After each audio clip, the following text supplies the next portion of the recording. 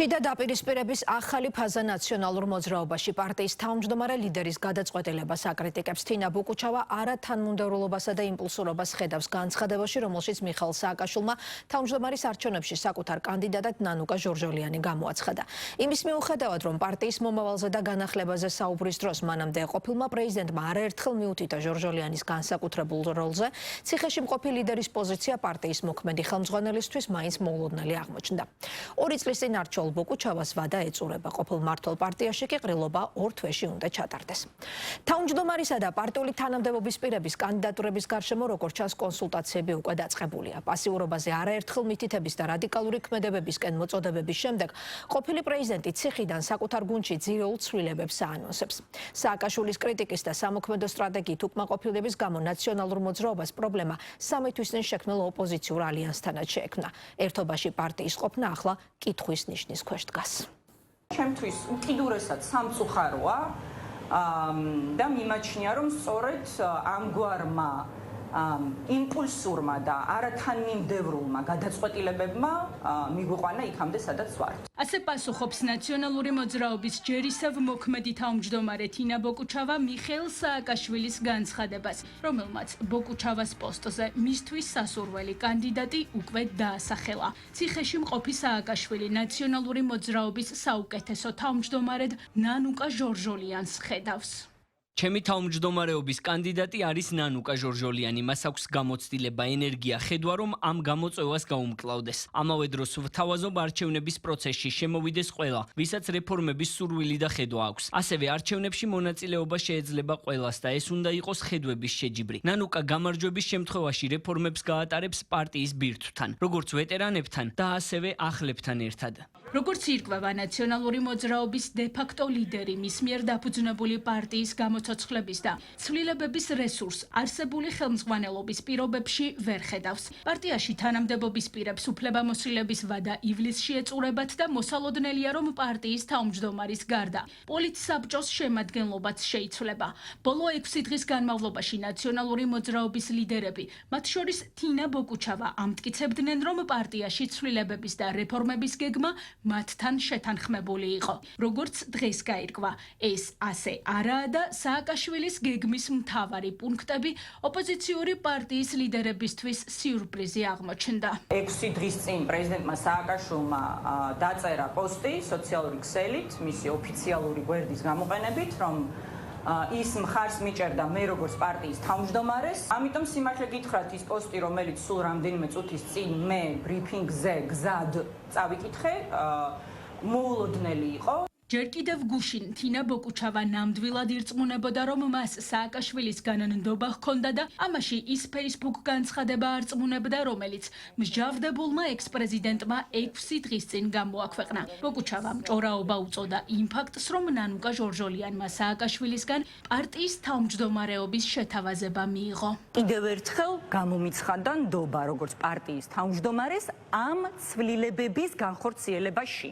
ეს არის ჩემთვის უდიდესი პასუხისმგებლობა. ამ ყველაფრის გათვალისწინებით გამოდის, რომ ნაციონალურ მოძრაობაში პრობლემები აქვთ ურთიერთობებშიც და ინფორმირებულობა მხოლოდ შერჩევითი პრინციპით ხდება. ახლა საინტერესოა, დათანხმდება თუ არა ჟურნალისტის შეთავაზებას, ვინაიდან ის თანახმა მხოლოდ თანათავმჯდომარეობაზე იყო. ისევე როგორც საინტერესოა, შეუშლის თუ არა ხელს შექმნილი უხერხულობა 2 ქალი თანაგუნდელის ერთობლივ მუშაობას თუ პარტიის თავმჯდომარე მართლაც ნანუკა ჟორჟოლიანი გახდება. ბუკუჩავა ამბობს, რომ პარტიიდან წასვლას არ გეგმავს. მანამდე კი ვიდრე ნაციონალურ მოძრაობაში თავმჯდომარის პოსტისთვის ბრძოლა დაიწყება, პარტია უკვე იბრძვის გარე ფრონტზე, რომელსაც 9 პარტიისგან შემდგარი ოპოზიციური ალიანსი ჰქვია.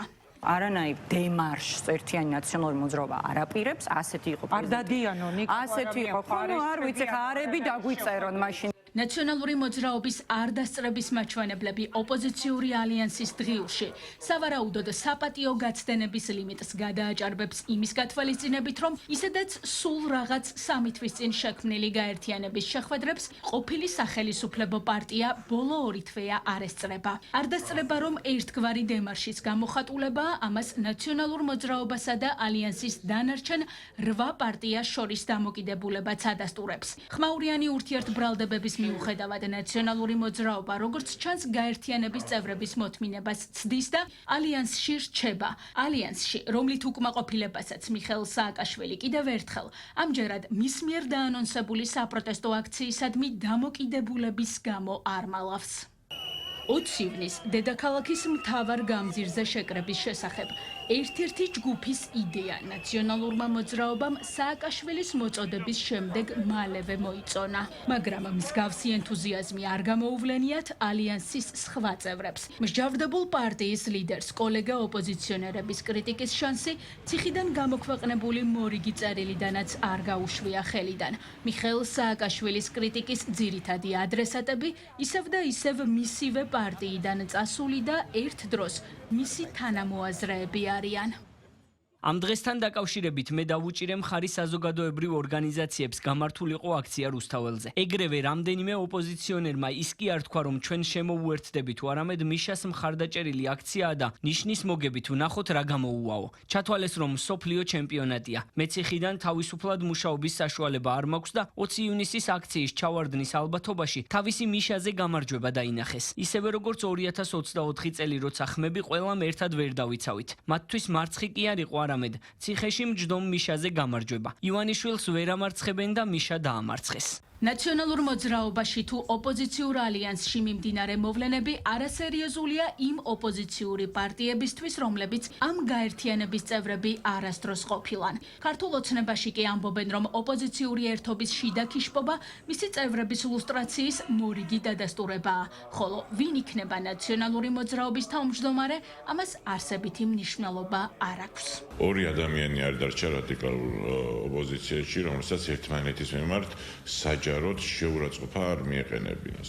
ეს კიდევ ერთხელ მეტყველებს რადიკალური ოპოზიციის ამორალურ სახეზე, რომ მათ ერთმანეთის დაპირისპირების და სიზურვილის გარეშეც არ შეუძლიათ. თავის დროზე ამ ყველაფრის განხორციელება და გადატანა მათ უნდათ მთლიანად ჩვენს ქვეყანაზე და საზოგადოებაზე, მაგრამ დარჩათ მხოლოდ ერთმანეთი. შენ ხა იმ ბელას რო გაწევ გვერდით და ემა ჩერგო მოაჯდება იმას, რა ქვია, გაერთიანებული ოპოზიცია ამას გაგიტარებს, არ გაგიტარებს.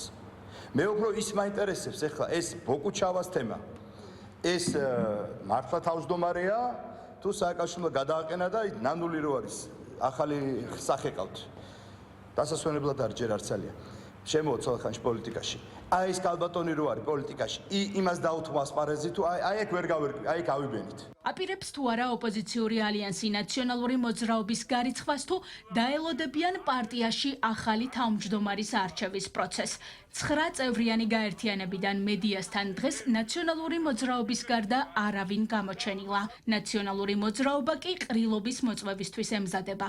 როგორ გადანაწილდება თანამდებობები ოპოზიციურ პარტიაში, ეს დიდწილად უკრაინის მოქალაქე მიხეილ სააკაშვილის ხედვაზე იქნება დამოკიდებული, რომელსაც ფორმალურად შიდა პოლიტიკურ პროცესებში მონაწილეობის უფლება არ აქვს. რაც შეეხება სააკაშვილის რჩეულ ნანუკა ჟორჟოლიანს, ამ ეტაპზე პარტიის რიგით წევრებს ღია პოზიცია არ დაუფიქსირებიათ, თუმცა სპიკერები არ მალავენ, რომ პარტია რეფორმების და სიახლეების აუცილებლობის წინაშე დგას.